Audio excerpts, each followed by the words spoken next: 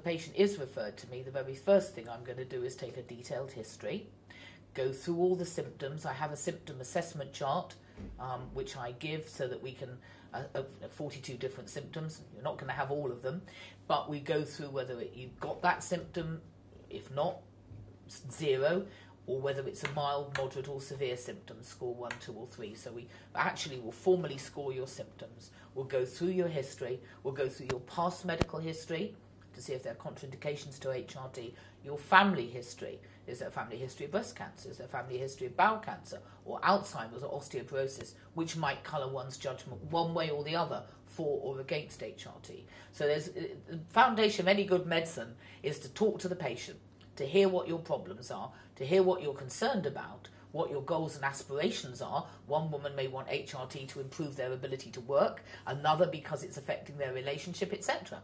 So good history, personal and family history, symptom assessment, obviously a thorough examination. Look very foolish if you started HRT and there was a breast lump there. So I would do a breast, an abdominal and a pelvic examination. Is there prolapse? Is there signs of incontinence or whatever? Full examination.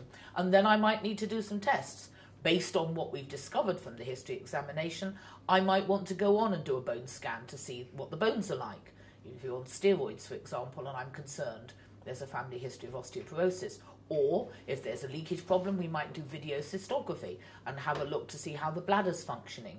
Or if I feel a lump, I might need to do a breast ultrasound, a mammogram, or if it's a pelvic problem, I might want to do a pelvic ultrasound. I might want to look at calcium and vitamin D levels if I was worried about the bones, or a thyroid function test if I thought there was a possibility that the lethargy and tiredness might indicate an underactive thyroid might be going down the wrong path with HRT. I might want to do a blood test to check if you're anemic, if you're tired as well as cold. That makes me think, well, is there something else going on? So again, you have to think holistically. You're not in pigeonholes. You know, this is HRT, this is something else. A woman could be 2 or 3 things at the same time. Detailed history, a thorough examination, listen to the patient, do a symptom assessment. Is there anything else going on here? Is it just a menopause thing, or could it be 2 or 3 things at the same time? Do I need to take blood pressure problems into account, for example? If I give HRT, will it affect something else? So it's a building up a picture, and usually we do a 40-minute appointment first time, so I can get a really detailed handle on things. And then 20-minute follow-ups going through what tests we've gone on to do. And then if we do start HRT, I usually see back at 3 months to assess symptom control. Are there any side effects? If you're on a monthly bleed HRT, because there are monthly bleeds and no bleeds, is it too heavy? Is it about right? What are the bleeding patterns? If you're on a no bleed, has there been breakthrough bleeding when there shouldn't be?